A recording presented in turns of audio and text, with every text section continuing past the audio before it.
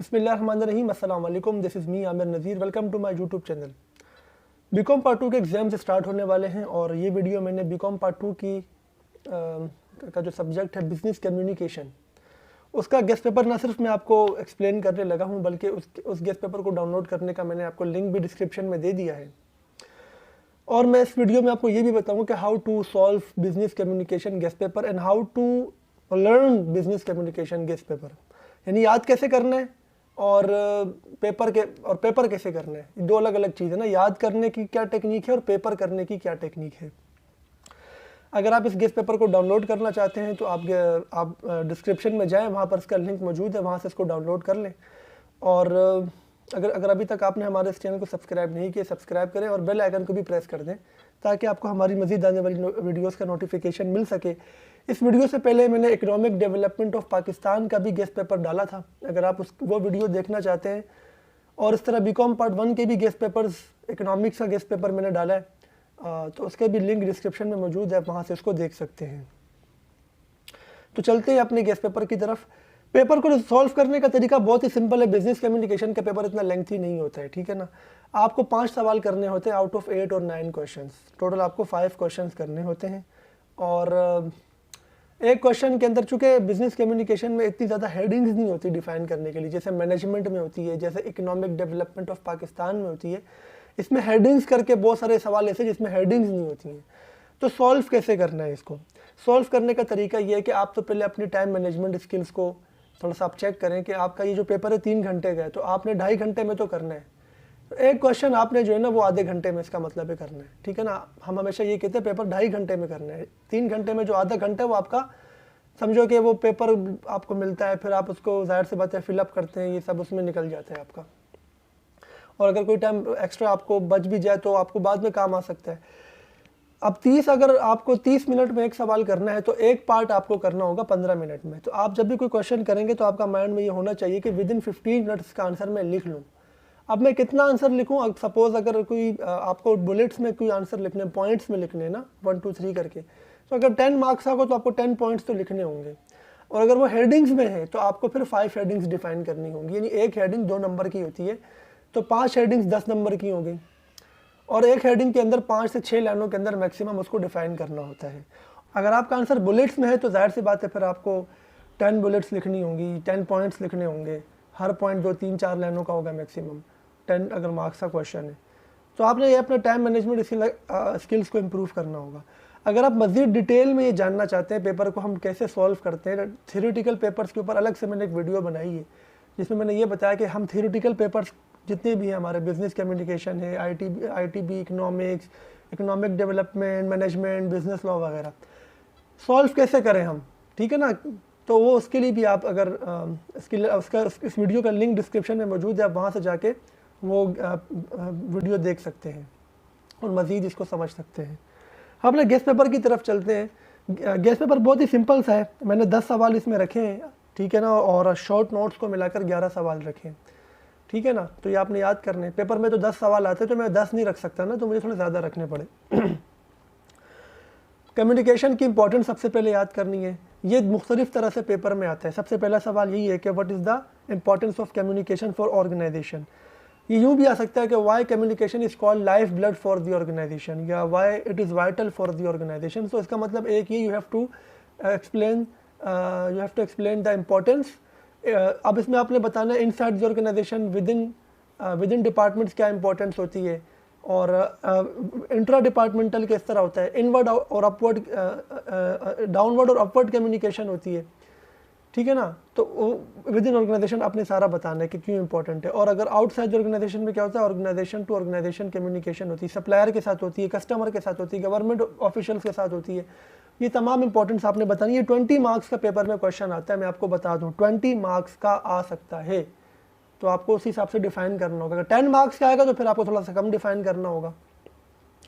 उसके अलावा जो सेकंड पार्ट है इसका, वो प्रोसेस ऑफ कम्युनिकेशन है। इसमें आपको एक फ्लो चार्ट बनाना होगा कि जिसमें एक आइडिया होता है, फिर उनकी इनकोडिंग होती है, फिर कोई मीडियम होता है, फिर वो ट्रांसमिट होता है, फिर वो कोई रिसीवर होता है, ठीक है ना, फिर डिकोडर होता है, फिर आइडिया रिसीव्ड हो जाता है, फिर उसका फेवरेबल फीडबैक आता है, या अगर अच्छी कम्युनिकेशन तो फेवरेबल फीडबैक आता है।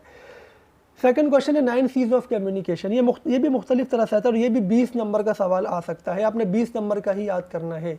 9 C's, पहले 7 C's थे, अब 9 C's हो गए। विद एग्जाम्पल याद करना है आपने, हर एक सी की एक एग्जाम्पल आपको देनी से कंसाइजनेस है। कंसाइजनेस में आपने बताना है कि भाई why your message should be concise, with an example आपने जो है ये बताना है। उसके अलावा क्वेश्चन नंबर 3 का जो पहला क्वेश्चन है वो है first impression is the last impression. ये बेसिकली ओपनिंग पैराग्राफ के लिए होता है। जब भी आप लेटर लिखते हैं तो उसका एक ओपनिंग पैराग्राफ होता है और एक क्लोजिंग पैराग्राफ होता है। तो ओपनिंग पैराग्राफ की अच्छी ओपनिंग के लिए क्या सजेशंस आप देते हैं? तो ये first impression is the last impression, इस तरह करके भी आ सकता है। इस तरीके से last impression is the lasting impression, ये भी सवाल आपका आ सकता है। यानी क्लोजिंग के लिए लास्ट इंप्रेशन का वर्ड यूज़ होता है और ओपनिंग के लिए फर्स्ट इंप्रेशन का वर्ड यूज़ होता है। तो दोनों की आपने कोई सजेशंस याद करनी है, 8 से 10 सजेशंस दोनों में याद करनी है आपने। Differentiate between direct approach and indirect approach. How indirect approach is use for bad news messages. हमेशा गुड न्यूज़ मैसेज के लिए डायरेक्ट अप्रोच इस्तेमाल होती है और बैड न्यूज़ मैसेजेस के लिए इनडायरेक्ट अप्रोच इस्तेमाल होती है। तो डायरेक्ट अप्रोच और इनडायरेक्ट अप्रोच क्या होते हैं और कब कब इस्तेमाल होती है और कैसे कैसे इस्तेमाल होती है, ये आपने याद करनी है। Question number 4 is about legal aspects of the communication. इसमें मैंने आपका क्वेश्चन रखा है फर्स्ट के ignorance of law is no excuse. ठीक है ना, यानी अगर आपको लॉ का पता नहीं है तो ये कोई एक्सक्यूज़ नहीं होता। इसमें आपने बताना है कि जी आपने डिफेमेशन का ख्याल रखना है, आपने इन्वेजन ऑफ प्राइवेसी नहीं करनी है, आपको लीगल एस्पेक्ट्स देखने हैं। कॉपीराइट होता है लोगों का, वो आप उसकी कॉपी पेस्ट करेंगे तो कॉपीराइट क्लेम कर सकता है, आपके खिलाफ कार्रवाई कर सकता है। तो आपने ये सब चीज़ें जो हैं देखनी है इसके अंदर। सेकंड क्वेश्चन है action speaks louder than words. Body language plays a vital role in communication. Obviously जो आपकी जो बॉडी लैंग्वेज होती है, वो जो आपका एक्शन होता है बात करते हुए, जैसे मैं आपसे बात कर रहा हूँ तो my body language is also, I am using my body language to explain what I am saying. So that's why the body language is very important, and an action speaks louder than word, because if I speak without using my body, so it will be difficult for you to grab what I want you to grab। ठीक है ना, तो action speaks louder than word, ये आपने explain करना है। Non verbal communication explain करनी है। Question number 5 is about the business letter. Different parts of the business letter बताने। आपका इनसाइड एड्रेस होता है, एक्सप्लेनेशन बॉडी होती है, सैल्यूटेशन होती है, सब्जेक्ट होता है। तो एक बिजनेस लेटर के डिफरेंट पार्ट आपने एक्सप्लेन करने हैं। इसका बी पार्ट है सॉलिसिटेड जॉब लेटर और अनसॉलिसिटेड जॉब लेटर क्या होते हैं। सॉलिसिटेड जॉब लेटर जो होते हैं वो बेसिकली किसी एडवर्टीजमेंट के अगेंस्ट आप अप्लाई करते हैं जॉब के लिए, तब आप लिखते हैं। अनसॉलिसिटेड वो होता है जब आप खुद से अप्लाई करते हैं किसी कंपनी में, उन्होंने कोई एडवर्टीजमेंट नहीं की होती, आपको किसी दोस्त ने बता दिया कि यार अप्लाई कर लो, या आपने वैसे ही अप्लाई कर लिया। सो वो अनसॉलिसिटेड जॉब लेटर आपको लिखना होता है। इसके अलावा जो नेक्स्ट है वो है sales letter. Sales promotion letter में क्या डिफरेंस होता है वो आपने एक्सप्लेन करना है, इंपॉर्टेंट सवाल है। उसके बाद मार्केट का पोर्शन है क्वेश्चन नंबर 6। मार्केट की टाइप्स बतानी है आपने। कमोडिटी मार्केट होती है, कैपिटल मार्केट होती है, मनी मार्केट होती है, ठीक है ना, बुलियन मार्केट होती है। मार्केट रिपोर्ट के फंक्शंस बताने, यानी फंक्शंस का मतलब उसके क्या इंपॉर्टेंस है या क्या कैरेक्टरिस्टिक्स है, ये आपने बताने हैं मार्केट रिपोर्ट के। और एडवर्टीजमेंट क्या होती है, एडवर्टीजमेंट अच्छा बिजनेस रिपोर्ट के भी फंक्शन आपने याद करने हैं। मार्केट रिपोर्ट के फंक्शन, बिजनेस रिपोर्ट के फंक्शन, और एडवर्टीजमेंट क्या होती है, उसके क्या पर्पस होता है, यानी उसके भी आपने फंक्शंस ही बताने हैं। ठीक है ना, ये सब मार्केट से रिलेटेड क्वेश्चंस हैं। उसके बाद लिसनिंग से रिलेटेड एक पूरा क्वेश्चन है, ये बहुत इंपॉर्टेंट है। Differentiate between listening and hearing, यानी लिसनिंग और हियरिंग में क्या फ़र्क होता है। इसी तरीके से पुअर लिसनिंग की रीजंस बतानी है। ठीक है, what are the reasons for poor listening. ठीक है, और सजेशंस भी देनी है अच्छी लिसनिंग के लिए क्या करना चाहिए। सबसे जो मुश्किल काम आपको पता है क्या है, कम्युनिकेशन के 4 डायमेंशंस होती हैं।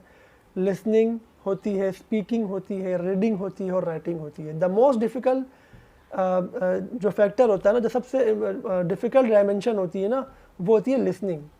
बहुत सारे लोगों को लगता है speaking is the most difficult thing, वो एक लैंग्वेज बैरियर होता है इसलिए आपको मुश्किल लगती है। आप अपनी लैंग्वेज में बात करते हो तो मुश्किल नहीं होती है, but listening is very difficult thing. आप मेरी बात सुन रहे हो, कुछ समझ आ रहा होगा, कुछ नहीं आ रहा होगा, कुछ पल्ले पढ़ रहा होगा, कुछ नहीं पढ़ रहा होगा। 3 घंटे का लेक्चर जब टीचर देता है तो आप आधे घंटे के बाद आपको बड़ा मुश्किल होता है, घंटे के बाद मज़ीद बातें एब्जॉर्ब करना। 3 घंटे बोलना आसान है, 3 घंटे सुनना मुश्किल है। So listening is the most difficult dimension of communication. So आपको रीजंस बतानी है और उसकी जो है वो सजेशंस भी देनी गुड लिसनिंग के लिए। फिर आपने लीडरशिप की टाइप्स डिफाइन करनी है, what is the leadership and leadership types. और आपने डिक्टेशन के लिए, इफेक्टिव डिक्टेशन के लिए प्रिंसिपल्स बताए। डिक्टेशन का मतलब होता है मैं कुछ बोलूँ आप लिखें, ठीक है ना। तो उसके क्या अच्छे डिक्टेशन के क्या प्रिंसिपल्स होंगे वो आपने बताने हैं। उसके बाद लास्ट क्वेश्चन, जो क्वेश्चन नंबर 10 है, वो इंटरव्यू से रिलेटेड है कि how to become effective interviewer. आप अच्छा इंटरव्यूअर बनिए, इंटरव्यू लेने वाला। अच्छे इंटरव्यूअर बनने के लिए क्या सजेशंस देंगे। बिफोर इंटरव्यू भी बताना है, ड्यूरिंग इंटरव्यू बताना है, आफ्टर इंटरव्यू भी बताना है। इसी तरीके से इंटरव्यूवी भी होता है। इंटरव्यूवी का मतलब जो इंटरव्यू दे रहा है वो अच्छा इंटरव्यूवी कैसे बन सकते हैं, सजेशंस देनी है बिफोर एंड ड्यूरिंग इंटरव्यू, ठीक है ना। बिफोर इंटरव्यू क्या करना चाहिए, जाहिर सी बात है कंपनी के बारे में पढ़ के जाए, उसका क्या स्ट्रक्चर है पढ़ के जाए, उसकी थोड़ी बैकग्राउंड हिस्ट्री देख ले, वो क्या बनाती है, इसकी प्रोडक्ट्स क्या हैं, वो किन किन जगह पे काम कर रही है। इसी तो अपना माइंड मेकअप करके जाए, थोड़ा सा जनरल नॉलेज का, कब बनी थी फर्स्ट टाइम, उसका कौन प्रेसिडेंट है इस वक्त, कौन CEO है उस वक्त। और ड्यूरिंग इंटरव्यू जाहिर सी बात है आपने बॉडी लैंग्वेज आपकी, आपका कॉन्फिडेंस, आपका आई कॉन्टैक्ट, ठीक है ना, कैसे आपका एंट्रेंस, आप कैसे आप अंदर आए रूम में, आप बैठे कैसे, आप कैसे बैठे हुए हैं, ठीक है ना। आपने ज़्यादा लंबी कहानियाँ नहीं करनी है, टू द पॉइंट आंसर करना है, आपने अपना इंट्रोडक्शन ब्रीफ देना है वगैरह वगैरह। अब हम कुछ नोट्स की बात करते हैं, उसके बाद हम लेटर में आपको बताऊंगा इंपॉर्टेंट कौन से हैं और मार्केट टर्म्स, ठीक है ना। इंपॉर्टेंट नोट्स आपका basic organisational plan, channels of communication. Channels of communication आपने बताना, कम्युनिकेशन किस किस तरह से हो सकती है, ठीक है ना, मीडियम्स बताने आपने। डिफेमेशन क्या होती है, इन्वेजन ऑफ प्राइवेसी क्या होती है, प्रिविलेज क्या होता है। ये तीनों जो है वो लीगल एस्पेक्ट्स वाले चैप्टर से आए हुए। अमीन खालिद की मैं बुक रिकमेंड करूँगा, ठीक है ना, कम्युनिकेशन की, वहाँ से आप इसकी तैयारी करें। प्रिविलेज, ठीक है। नॉन वर्बल कम्युनिकेशन, ऊपर जैसे हमने action speaks louder than word, ये वही है, मतलब रिपीट हो रहा है यहाँ पे। आप भले इसको वहाँ पे याद कर लिए तो यहाँ याद करने की ज़रूरत नहीं है। टाइप ऑफ इंटरव्यूज़ बताने हैं, इंटरव्यूज़ की कितनी टाइप्स होती है, स्ट्रक्चर्ड होता है, सेमी स्ट्रक्चर्ड होता है, अनस्ट्रक्चर्ड होता है। अच्छा, letters and report writing. Letters में तो आपका सबसे पहले आपको CV विद कवरिंग लेटर याद करना है, यानी CV बनाना प्लस उसके साथ कवरिंग लेटर। सॉलिसिटेड भी हो सकता है, अनसॉलिसिटेड भी हो सकता है। Sales letter, sales promotion letters, complaint letter and inquiry letter. और लेटर के तो और भी बहुत सारे टाइप्स है, एडजस्टमेंट लेटर होता है, ठीक है ना। और इसके अलावा सर जो है किसी इंक्वायरी के अगेंस्ट रिप्लाई होता है। यहाँ पे आपने ये 5-6 तरह के लेटर्स याद करने। याद क्या करने, आपने सिर्फ उसके बॉडी को चेंज करना होता है, बाकी लेटर का फॉर्मेट तो वही होता है, ठीक है ना। Sales letter, sales promotion letter, complaint letter, inquiry letter. अच्छा, इसको इसी सीक्वेंस में याद करो, ज़्यादा इंपॉर्टेंट हो। सबसे पहले सबसे इंपॉर्टेंट है CV विद कवरिंग लेटर, फिर इंपॉर्टेंट है सेल्स लेटर और सेल्स प्रमोशन लेटर। उसके बाद अगर दिल करे तो कंप्लेंट लेटर, इंक्वायरी लेटर करना, वरना वो करने की ज़रूरत भी नहीं है। मेमोरेंडम आपने याद करने हैं। आप आपके पास पास पेपर्स होंगे, 10 ईयर अनसॉल्व होगी, उसमें आप देखिए मेमोरेंडम। मेमोरेंडम जो होता है विद इन ऑर्गेनाइजेशन होता है, एक डिपार्टमेंट दूसरे डिपार्टमेंट से कम्युनिकेट करता है, ठीक है ना। इसी तरीके से रिपोर्ट्स भी आपने सारी जो पास पेपर में आई हुई है और आपको गाइड बुक के ज़रिए आप समझ सकते हो कि रिपोर्ट हम कैसे बनाते हैं, ठीक है ना। तो रिपोर्ट राइटिंग और मेमोरेंडम राइटिंग आपने जो पास पेपर में आए हुए हैं उसी एग्जांपल्स को देखना है। गाइडेंस के लिए बुक मौजूद होगी आपके पास, तो इसमें तो कोई भी टॉपिक आ सकता है, लेकिन लेटर्स मैंने आपको बता दिए कि कौन कौन से याद करने हैं। मार्केट टर्म्स कंपलसरी क्वेश्चन होता है, ठीक है ना। मार्केट टर्म्स में कोई 5 मार्केट टर्म आउट ऑफ 10 बतानी होती हैं, तो आपने क्या करना है, मार्केट टर्म्स पास पेपर्स में जो रिपीट हो रहे हैं ज़्यादा वही याद करने हैं, इस पर कोई गैस नहीं हो सकता। मार्केट टर्म तो बहुत सारी हैं, अगर आप अमीन खालिद की बुक में देखें 250-300 मार्केट टर्म्स है, सारी नहीं याद करनी, आपने सिर्फ पास पेपर के याद करनी, वो जो ज़्यादा रिपीट हुई हैं, ठीक है ना।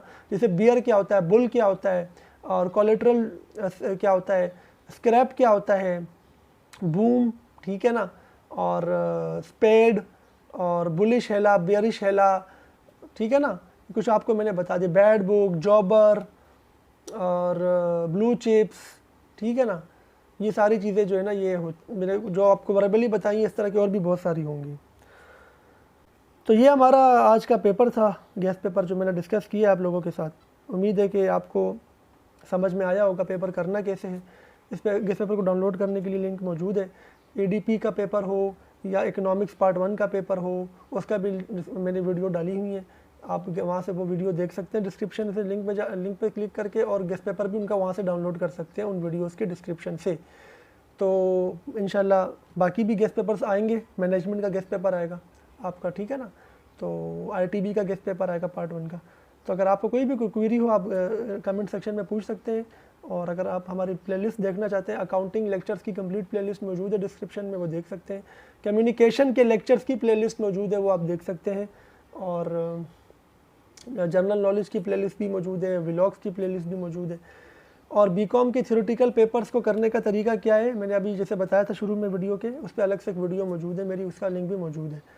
तो आप ज़रूर उसे विज़िट करें, इस चैनल को ज़रूर सब्सक्राइब करें। और नेक्स्ट वीडियो में आपसे मुलाकात होगी। Best of luck for your paper. अपना ख्याल रखिएगा। अल्लाह हाफ़िज़।